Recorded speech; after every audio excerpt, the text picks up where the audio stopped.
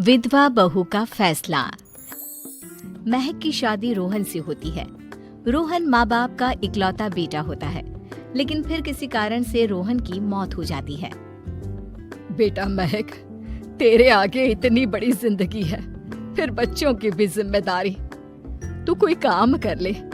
मैं तो कहती हूँ रोहन के ऑफिस में ही बात कर ले, शायद तेरे लिए कोई काम निकल आए। हाँ माँ जी, मैं भी यही सोच रही थी, लेकिन कैसे बात करूं, किससे बात करूं, कुछ समझ में नहीं आ रहा। अब वो क्या नाम था रोहन का जो दोस्त हुआ करता था, पहले तो बड़ा आता था हमारे घर। राकेश की बात कर रहे हैं? पर वो तो रोहन के बाद से कभी आया ही नहीं, पता नहीं कहाँ है वो। आया था, एक नहीं कई बार आया था, लेकिन मैंने बाहर से ही भेज दिया। घर के अंदर झांकता रहता था, मुझे ठीक नहीं लगा। अरे आपको तो पता नहीं क्या ठीक लगता है और क्या नहीं। उसका नंबर है मेरे पास, मैं आज ही फोन करती हूँ। सास राकेश को फोन लगाती है और शाम को घर आने का न्योता दे देती है। अरे आंटी, ओहो भाग्य हमारे कि आपने घर बुलाया। मैं तो कई बार आया, लास्ट टाइम तो अंकल से मुलाकात भी हो गई थी। हाँ, वो हम लोगों को निकलना था ना कहीं उस वक्त। अरे छोड़ो ना बेटा, बोलो क्या लोगे? आपकी बहू। क्या बकवास कर रहे हो राकेश? अरे मेरा मतलब ये है कि आपकी बहू कहाँ है? भाभी जी के हाथ की चाय की बस एक प्याली मिल जाती तो। महक चाय लेकर आती है, लेकिन वो जैसे ही राकेश की ओर देखती है, उसे राकेश पसंद नहीं आता। वो अंदर जाने को होती है कि अरे भाभी जी कहाँ जा रही है, बैठिए तो सबके साथ। जी नहीं, बच्चों को खाना खिला रही हूँ, आप माँ जी से बात करें ना।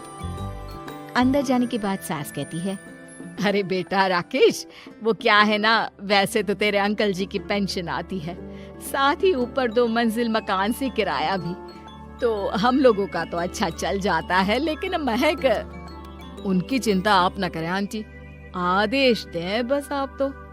देखो भाग्यवान, रहने दो, कोई बात नहीं, मैनेज हो जाएगा। अरे क्या मैनेज हो जाएगा अंकल, हमें भी बता दें। आप चुप रहिए जी। अब वो क्या है ना राकेश, तुझे तो पता है कि रोहन के 2 बच्चे हैं, उनकी पढ़ाई लिखाई का खर्चा बहुत है। हम ये चाह रहे थे कि रोहन के ऑफिस में महक को भी अगर कोई काम मिल जाता तो। क्यों नहीं आंटी जी, मैं हूँ ना, मैं बात कर लेता हूँ। वैसे तो आप हाँ ही समझिए।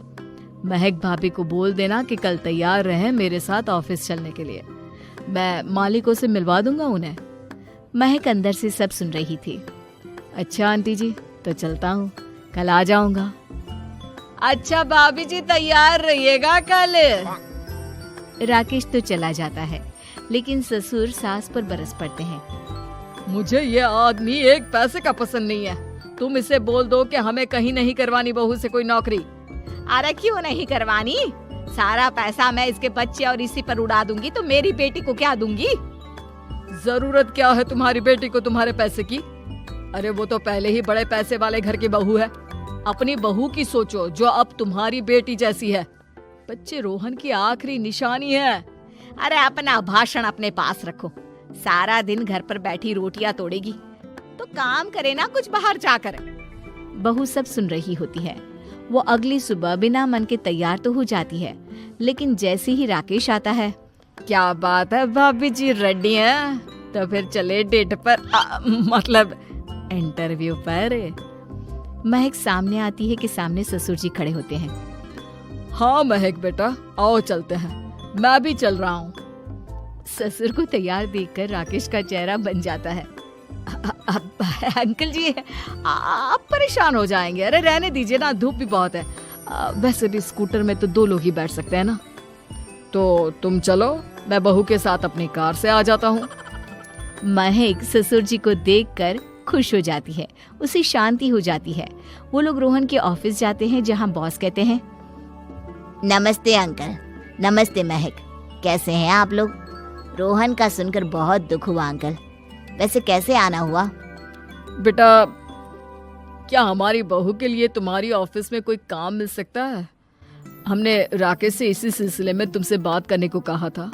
उसी के कहने पर हम दोनों तुमसे मिलने आए हैं। राकेश ने तो कोई बात नहीं की, ऊपर से उसने तो आज की छुट्टी ले रखी है, ऑफिस भी नहीं आया, बोल रहा था जरूरी काम से जाना है। महक और ससुर एक दूसरे को देखने लगते हैं। वैसे महक क्या किया है आपने? I mean, इंग्लिश कैसी है आपकी? महक बॉस से अपनी पढ़ाई लिखाई और क्वालिफिकेशन के बारे में सब कुछ बताती है। ग्रेट, आपके लिए काम तो है लेकिन ऑफिस में नहीं। सर मेरे बच्चे छोटे हैं, मैं फील्ड में काम नहीं कर सकती हूँ। मतलब वो काम घर से करना है, घर से रहकर बच्चे भी देखें और घर भी देखें, लेकिन हाँ काम जरूर से करें। वो काम डाटा एंट्री का है, तो जब भी वक्त मिले काम करें, और इसके हम आपको अच्छे पैसे भी देंगे। महक बॉस की बात सुनकर खुश हो जाती है, उन्हें थैंक्स बोलकर घर आ जाती है। किसके साथ भेज रही थी तुम महक को? अरे वो कमीना, उसने तो ऑफिस से छुट्टी ले रखी थी, बात भी नहीं की थी उसने बॉस से बहू के काम के लिए। वो तो अच्छा हुआ कि मैं साथ में चला गया। हाँ ठीक है, नौकरी मिल गई ना, इतना ही काफी है। समय बीतता है और एक दिन फिर दरवाजे पर दस्तक होती है। घर पर कोई नहीं था। महक दरवाजा खोलती है, देखती है तो सामने है राकेश। नमस्ते भाभी जी। नमस्ते, घर पर कोई नहीं है, आप कल आइएगा। अरे कैसी बात कर रही हैं भाभी जी, हम तो आपकी मदद के लिए आए हैं। वो क्या है ना, अंकल जी का फोन आया था कि आपको किसी मदद की जरूरत है। महक को आश्चर्य होता है कि उसके ससुर ने राकेश को फोन क्यों किया। वो ससुर जी को फोन करती है लेकिन फोन नहीं लगता। नहीं, हम लोगों को किसी भी चीज की जरूरत नहीं है, आप जा सकते हैं। अच्छा, एक कप चाय तो पिला दीजिए। महक चाय लेकर आती है। चाय पीने के बाद, रोहन मेरा बहुत अच्छा दोस्त था, उसने मुझसे कहा था कि वो रहे ना रहे उसके घर वालों का, खास करके आपका ख्याल मुझे ही रखना है, तो मैं कल फिर आऊंगा भाभी जी। नहीं, माता पिताजी है नहीं, वो 4-5 दिन बाद आएंगे, आप उन लोगों के आने के बाद ही आइएगा। मुझे ये सब ठीक नहीं लगता। अरे छोड़िए ना भाभी जी, लोगों का तो काम है कहना। मेरा मतलब है वो तो बोलते ही रहेंगे। आता हूँ मैं कल। महक को अब गुस्सा आ जाता है। हमेशा शांत और मधुर बोलने वाली महक पहली बार जिंदगी में फैसला लेती है, और फैसला होता है राकेश को सबक सिखाने का। बड़े बेशर्म हैं आप, किसने कहा आपको कि आप आए? अरे भैया, साफ साफ बोला ना कि नहीं जरूरत है किसी की मदद की, मैं अकेले सक्षम हूँ अपना घर संभालने के लिए। आज आखिरी बार बोल रही हूँ, इस घर की तरफ आंख उठाकर भी देखा ना तो देख लेना, वरना पुलिस के हवाले कर दूंगी।